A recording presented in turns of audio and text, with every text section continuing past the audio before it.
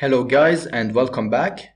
Today I'm going to explain how to record a simulation in Gazebo and how to play it back, and this will be very useful if you want to share your simulation with the others or if you want to debug certain thing inside of it. So I advise you to watch this video to the end, and as usual do not forget to subscribe to my channel and to hit the notification button to stay updated. So let's start.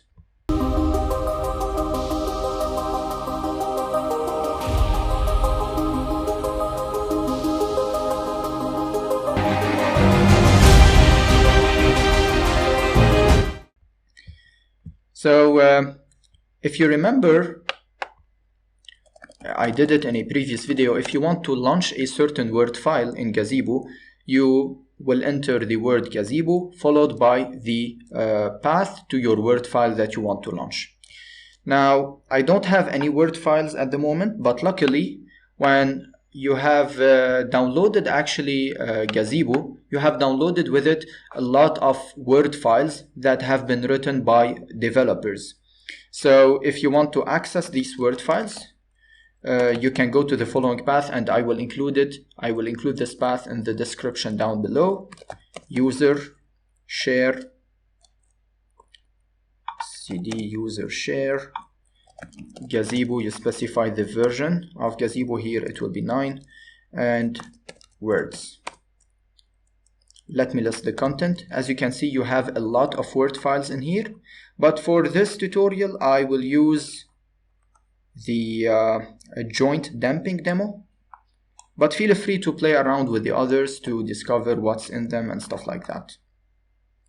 Now let me open another window and let me start this model, and I will start it, this word, sorry, and I will start it paused, and here we go.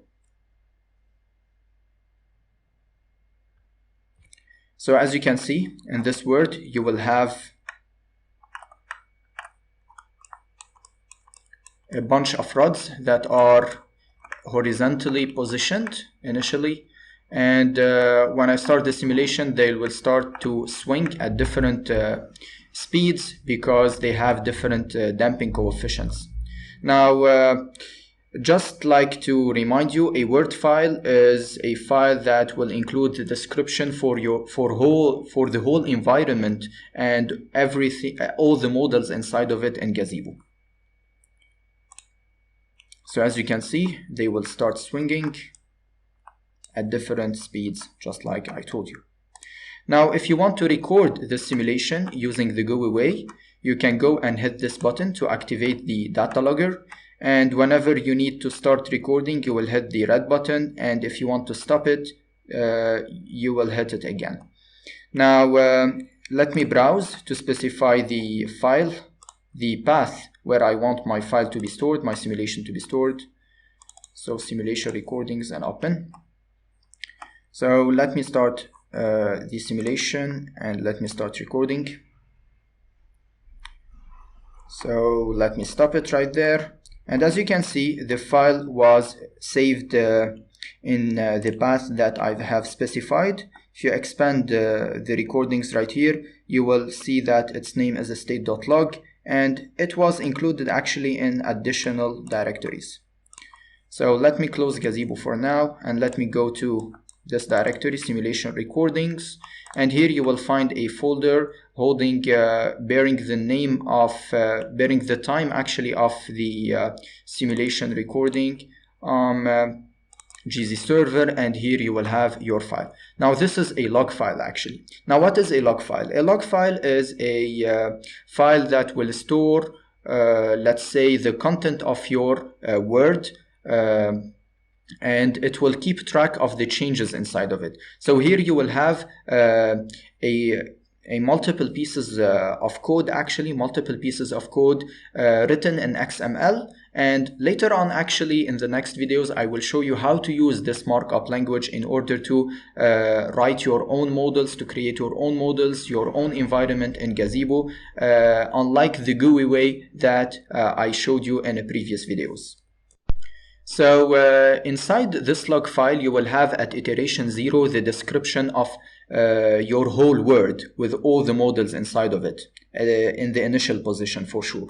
And at subsequent iterations, let's say iteration 1, 2, 3, etc., the pieces of code actually will describe the changes in your Word file only, and only the changes. And this will be actually more compact than the iteration 0, where your whole word has been described. And this actually will keep track of the change of the positions of your models, the change of the simulation time, etc. Something like this. Now, actually, there are some other methods in order to record your data and your simulation, and this time I will use the terminal to do that. So let me open this Word again, and let me open another terminal window, and this time I will use the gzlog command with the argument, and I will specify the number 1 to start the recording, and I will specify 0 to stop it. So let me run the simulation right here.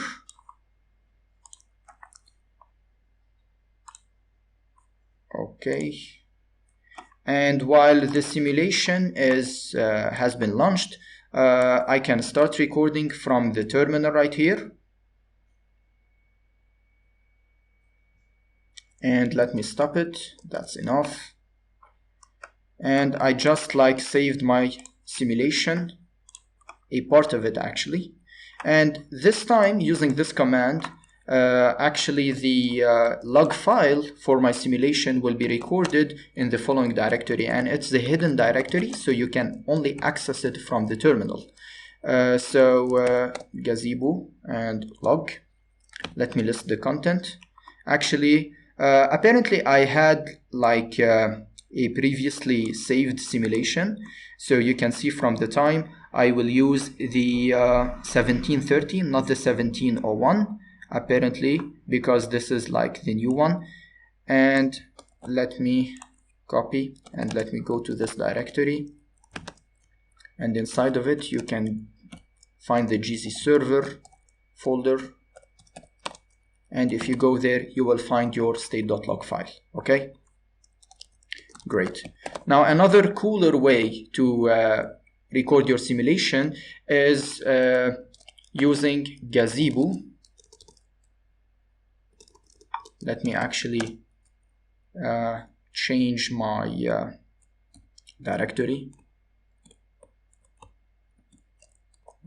Okay, let me go to desktop,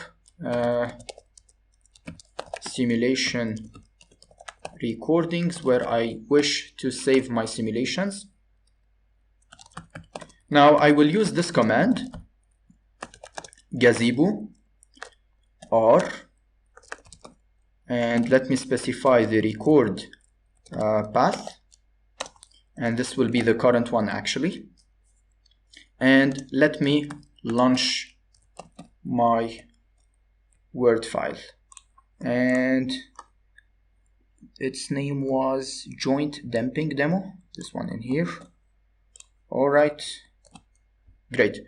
Now what this will do actually is it will launch your Word with the opening or with the launch of Gazebo simulator, and also it will start recording your simulation while opening your Gazebo simulator. So from the beginning, the recording will be on, and it will stop recording the simulation once you close your Gazebo software. Okay. Now let me hit enter, and as you can see, the simulation has started, and the recording actually is being processed. So let me close the window. All right, so here we go. If you go to this directory right here, you will find a log file called state.log, but this time it will not be stored in some additional folders. Okay. Now, of course, I can play this recorded simulation. I can play it back. In order to do that, I will use Gazebo. I will start it as paused. I will use the argument P, and I will specify the name of my log file that is storing my simulation, and this time it will be state.log. Of course, I just specify the relative path because I'm already in the simulation recordings. Otherwise, you need to specify the whole path, the whole absolute path.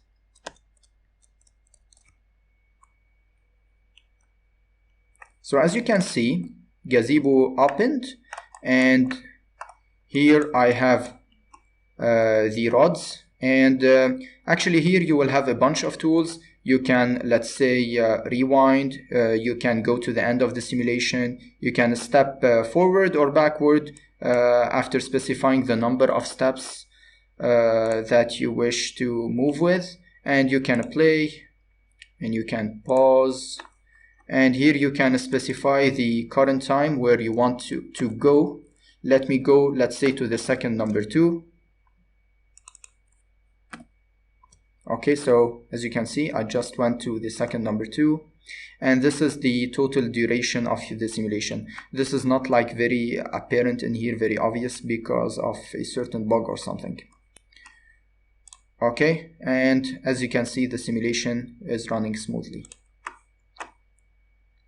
Okay, so up until now, we have just like used or recorded a simulation just like a video, right? Actually, recording a video will be much better because any video editor, any video player will take less computational power to open the video, okay? Unlike a simulation that will be opened in Gazebo. Before proceeding, let me give you a small note. If you want to play around and discover other arguments for these commands that I'm just using, you can always use the help command. So for the Gazebo, you can start it paused, using you can display some verbose, some information about it. You can use the P, the R to play and record some stuff, and you can use many other arguments. Feel free to play around with them. And the same thing can be applied for the gzlog that I have used earlier. And as you can see, you have a bunch of arguments that can be used. So for example, you can use the echo to display the output of a log file to the screen. I will use it in a moment. You can use the filter command. I will show you that also in a moment. You can use the D in order to record data, etc. So feel free to discover those. Now, as I said, until now, I didn't show you the real power of recording a simulation. Now, the real power will be in the ability of altering the simulation, changing some stuff in it, right? So, in order to do that, I will use the gzlog command. And this time, let me use, for example, the E in order, that stands for echo, in order to echo the content of a log file into the terminal window. I will use F to specify the path for my file, and in this time it will be the state.log, and that's it. So this will display the content of this log file. So as you can see, it's a bunch of coding lines written in XML markup language, and actually they are bearing the description of my Word file. Here you can see the, let's say, model. You have multiple models actually, and we are monitoring their positions. And this is monitoring actually the positions of the rods. Each rod is a model, and it has one link inside of it, as you can see.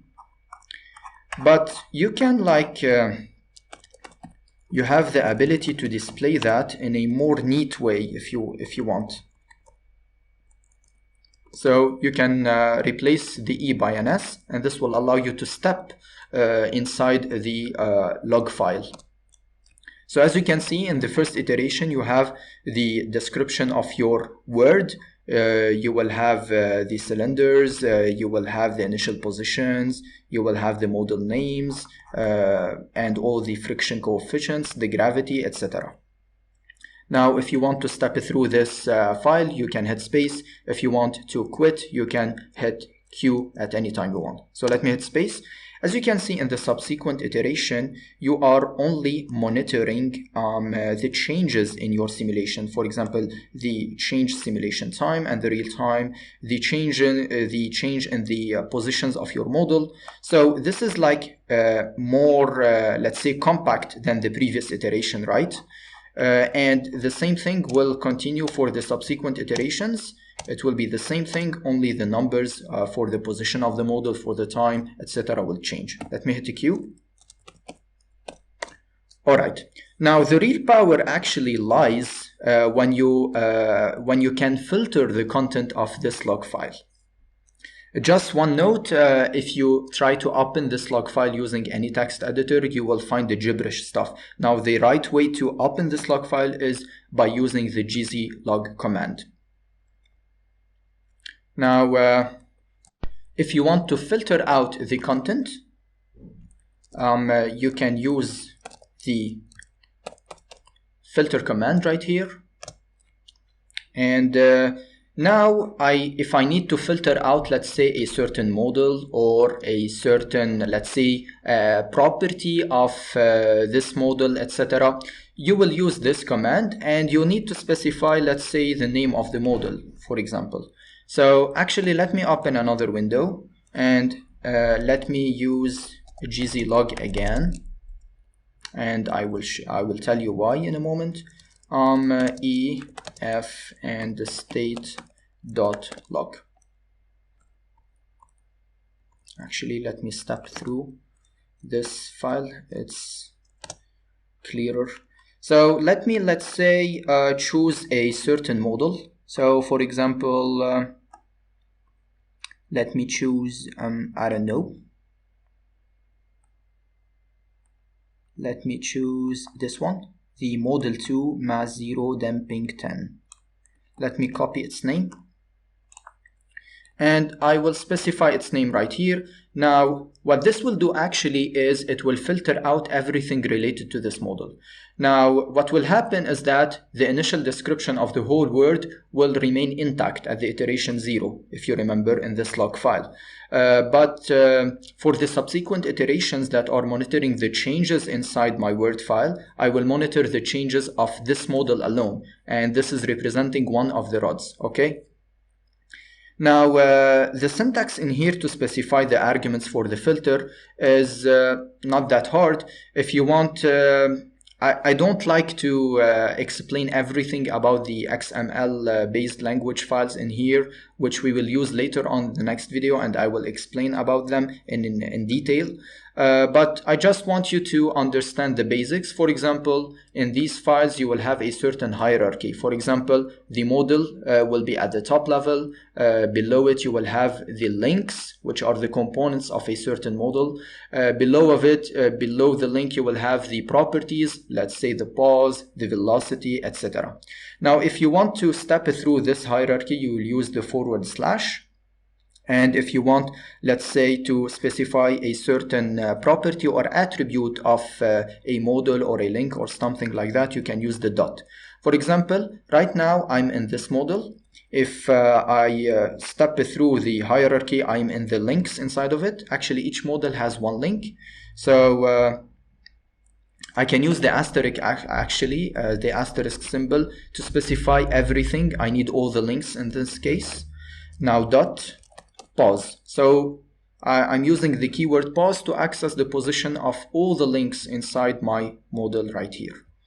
Now, if I want to go further and access like specific numbers of the position, for example, along the X and the Y axis alone, I specify another dot X, for example, or dot Y. If I need them both, I can use the square brackets like this. Now, the square brackets enclosure cannot be used for the models and the links. It can only be used for the lower level properties that are numerical data. Okay. Now, for now, I will monitor everything related to this model right here. So I will filter it out. So let me hit enter. As you can see in the initial iteration, the Word file, the word description is the same. if I step through, you will see that you will have the you are monitoring the data related to this model alone, unlike previously you were monitoring the changes of the positions of different models, all the rods inside your bird. Okay, so this is what I wanted you to understand. Now, of course, instead of printing this content to the screen, let me replace it by E again. And in addition to printing it out to the screen or stepping through it, I need to, let's say, save this content into another log file. So I will specify the name of it in here. So let me call it onemodel.log. Okay. So it will take a bit of time. And now I have another model, another log file, one model, which I can actually play with Gazebo using Gazebo UP, and it was one model.log. Now, what you will see right here is your whole Word file as it was before, but now you will only monitor the changes of the position of only one rod. And this was the name of the model that I have specified in the filter. So actually it stopped because of the damping. Okay. Now the simulation has stopped actually. Okay, so another thing that you can do is that you can play around, let's say, with the frequency. So if I specify, let's say, in here the Z command to specify the frequency. This will specify actually the sampling used by the software in order to monitor the changes inside the position of your model. And this is actually taking a sample each one over 30 seconds, which is, I believe, is much smaller than the default sampling rate, which is 1/1000 seconds, which is 1 millisecond in other words. So what will happen right here, actually, I will save it in the same file, I will overwrite it. What will happen is that you will obtain a simulation with a smaller sampling rate. So the simulation will run much faster because you will have, let's say, a smaller number of iterations, and actually it will not be as smooth as before. So as you can see, it was very fast, if you have noticed. Okay, so this is one way. This is another way to manipulate your recorded simulation. So you can play around with the frequency. If something is growing, let's say, very slowly, you want to speed it up. If you want to, let's say, isolate the changes of one model out of the other models for debugging purposes or for any other application, let's say, you can do that using the filter. And of course, feel free to play around with other additional commands and arguments using the help command, as I told you before. Now, I have good news for all the coders out there. In the next videos, I will start like showing you how to write